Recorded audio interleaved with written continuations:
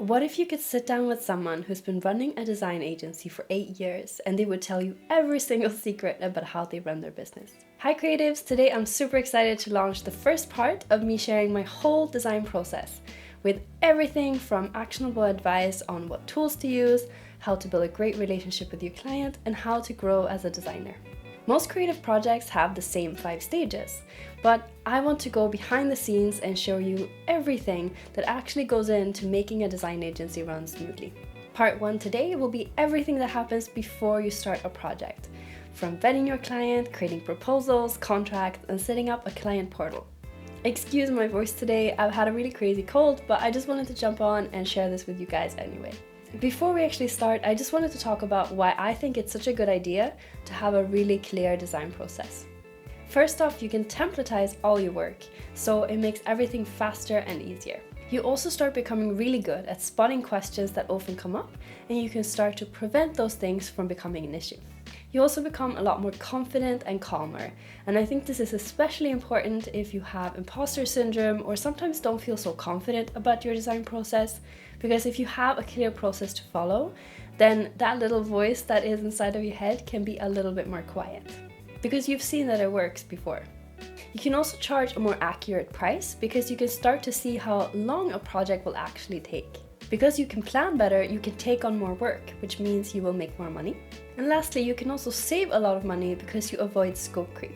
And that is something that can be a really big part of running a design business. Scope creep is just any time when you have to do more work than you actually planned for, but you can't charge for it. So let's get into part 1, everything that actually happens before you start the project. The very first step is the initial conversation. And this is just to make sure that you and your client are a good fit for each other. You want to make sure that you ask about things like timelines, budgets, and if they're looking for a specific style, because this can really help determine if you will be the right fit for them.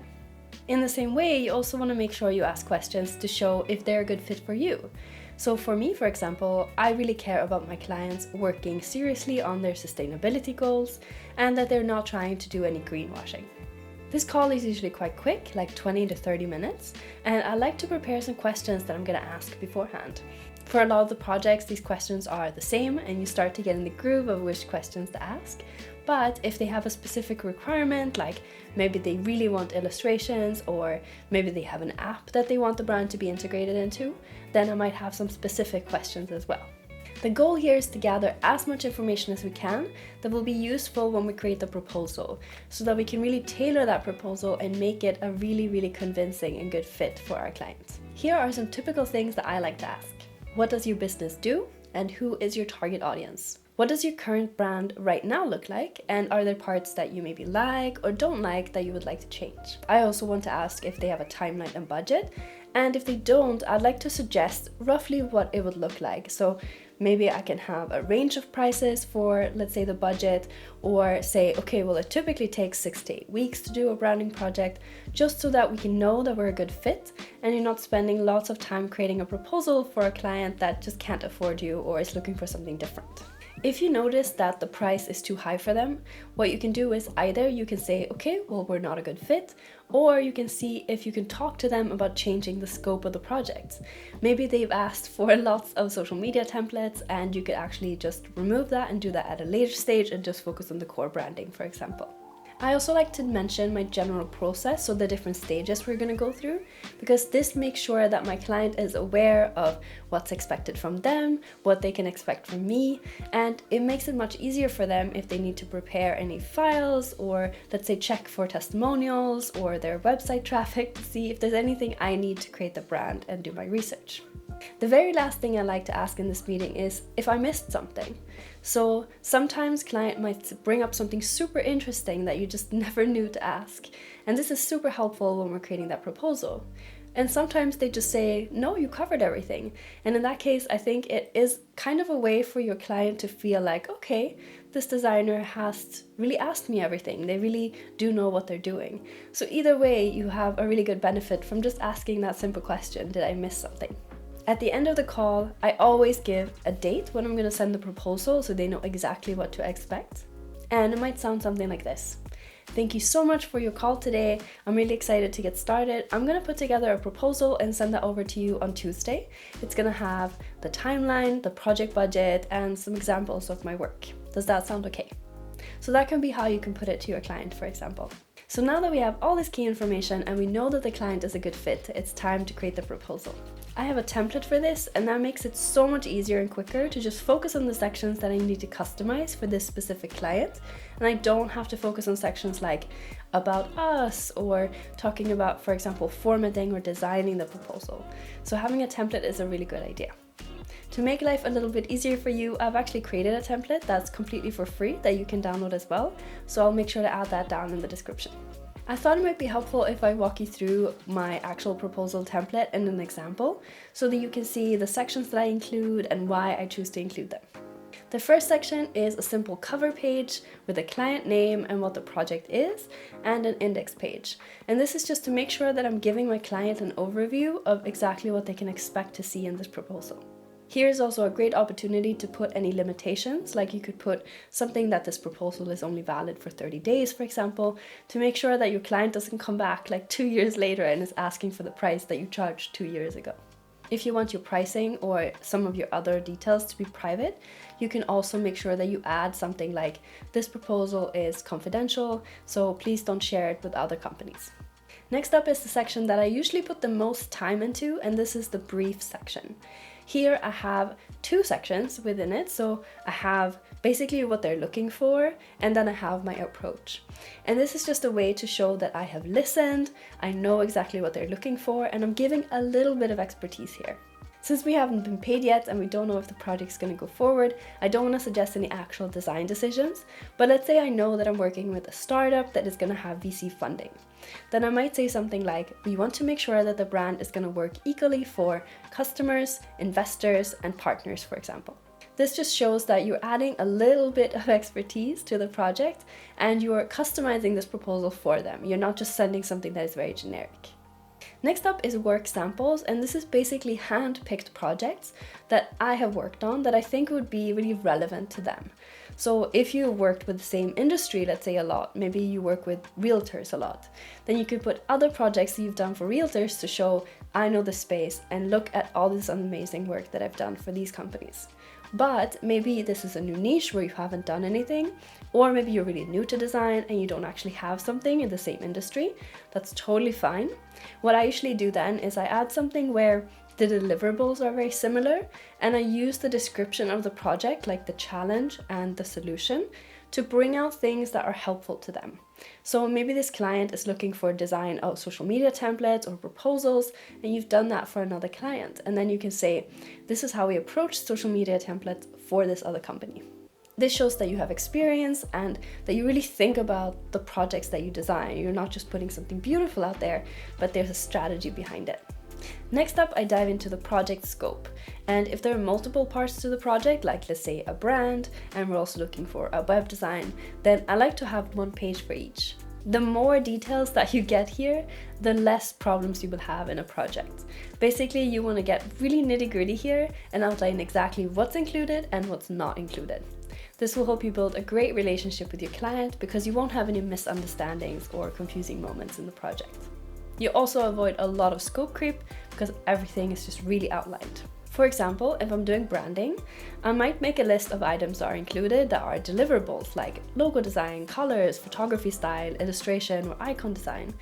But I also like to include things that are a little bit less about a deliverable and more of a feature. So for example, I organize all of the different files for both print and digital use in different folders, and I share that with the client so that they have everything on the cloud and everything's easy to find and clearly organized. So that's something that I could bring up as well. I can't stress enough how important it is that you're really clear on this page.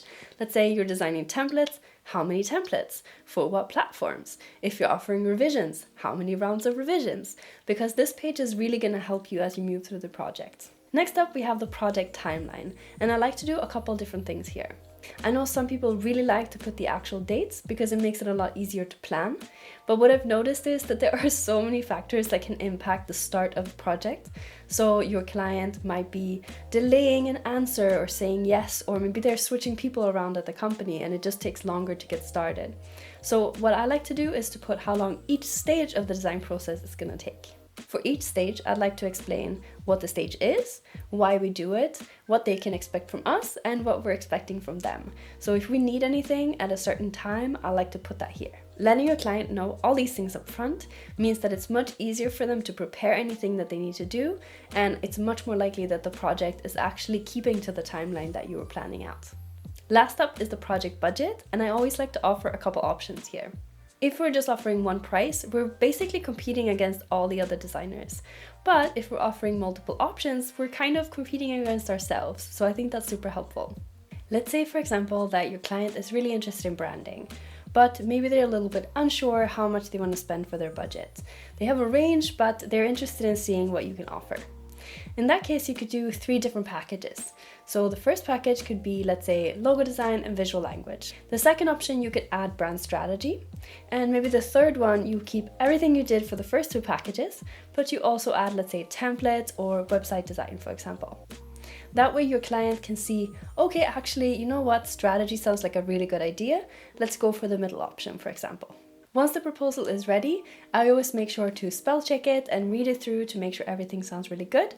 Then I export it and I send it to my client as a PDF. One of 4 things can happen. Either they can say no, they can push back on price, they can ghost you and not answer, or they can say yes.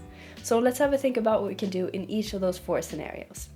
If they say no, that's totally fine. You can say, okay, great, we're not a good fit. Thank you so much for considering working with me. If you ever want to work together in the future, please just let me know. If they push back on price, you can either just say, no, those are my prices, or you can see if you can change the scope, but please don't lower your prices. I know it can be really tempting when you're just starting out, but it's never a good idea for you. Let's say you start working with a client and they start expecting those low prices, means you can't focus on marketing and getting those real dream clients, but also for the design industry as a whole. If we all start kind of undercutting each other, it just makes it really difficult for everyone. If they ghost you, meaning that they don't answer for, let's say, a couple weeks, then what I like to do is I'd like to follow up once or twice and just check in, see if they had any questions about the proposal, and if they still haven't answered you, that's totally fine. I would say leave it at that, and then maybe they come back in the future. If they say yes, that's great, then we're ready to move on to the next stage, which is invoicing and design contracts. For the invoicing, I won't say much more than the fact that I think you should charge at least 50% upfront. This means that the client shows that they're invested and you also have a bit of money that you can use while you work on the project. So it's like a runway for yourself. Every country has really different rules around accounting, so I don't want to give any advice that isn't accurate for you. But in my case, I use an accounting software because it's easy and I have a numbered series of invoices and I can always go back and find the invoice for my client. For the design contract or design agreement, my version is basically a customized and shortened version of the AIGA contract template. So I'll make sure to link that down in the description if you want to go check out the whole one. But I thought I would talk you through the sections I've chosen to include and how I've modified them, just to make sure that you have an idea of something that is great to get started with. Again, I'm not a lawyer, so I don't want to give you legal advice, but these are basically a really good foundation that have helped me through my 8-9 years of working as a designer. This design contract is something that I created in Adobe InDesign, and when I have a new client, all I do is Command F and I find the client name, and then I just replace that with my new client name. So basically that way it's super easy to update the contract, and then I just have to export it and have them sign it. So the very first section is just an intro saying what the client name is, our legal name, the date and the scope of the project. So maybe it's branding or branding and website design, for example, just to give an outline of what the project is. And this is also good in case you have multiple projects with the same client. Next up, we have a section called work. This section is all about saying that we are the ones who are producing the work, it's original, free of plagiarism, and that we won't outsource the work to someone without telling our client. So this is just a protective clause to show that we are taking responsibility for the work. One key addition that we made ourselves in this area was to make sure that we mention that if something big changes in the company that we're working with, let's say they change their company name halfway through the project, or they change their target audience, for example, we will have to revisit the scope and renegotiate the budget. And we did this because we had a couple projects where the client actually did change the company name halfway through a branding project, and that makes it really difficult. So of course we have to redo a lot of work. The tone of the brand could be different, the actual logo will need to be different, and it felt a little bit awkward to renegotiate the price because we didn't have anything in our contract that said that we couldn't just include it in the original. So we added this just to make sure that we feel comfortable and that everyone's on the same page. Next up, we have a section called confidentiality, and this is basically stating that we understand that we are taking part of information that the client is sharing that they might not want competitors to know about. Things like their production process, their marketing strategy, for example. So we are promising that we will not share this information with someone who is not part of this project. Next up is a really quick section called compensation, and this just says that they need to pay the fee that we've agreed upon in the project proposal, and also that we are our own company and we will take care of our own taxes. So some people, they choose to have it where the company that hires you will pay the taxes, so that's something that you'll want to outline depending on how your company is set up and your country's rules. Next up is a section called client approval, and it is actually super important. So basically this is saying that once the client has approved the project, then they are responsible for anything that happens in production processes or anything else after that point. And the reason we've added this is because a lot of our clients, they go on to use the branding and the design assets that we've done for, let's say, exhibition materials or packaging design. We don't have any insight into what actually happens in those printing processes unless we've been brought into that project. And even then, all we have is the communication with the printer. We're not there, foot on the ground, to see what is happening with the printing process and the proofing. So we don't want to be liable if anything goes wrong in that production process. So we basically just state that in case there's any post-production and they have approved the project from us, then that's the end of our responsibility. This is especially important if you're designing things like packaging, so we always include this if we're doing packaging design, because it's really expensive actually to print a large batch of packaging.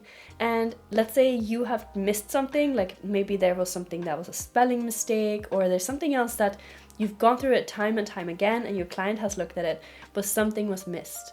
Then you want that protection of your client has approved it, then your responsibility is done. Because you don't want to be liable for something that is happening in that production process which makes that packaging unusable. Of course, we always want to be super thorough and we want to have that great relationship with our clients, but we can't control everything. So I always feel more comfortable having this clause in. Next up is cancellation, and this is just saying that both the client and us could cancel the project at any point for any reason.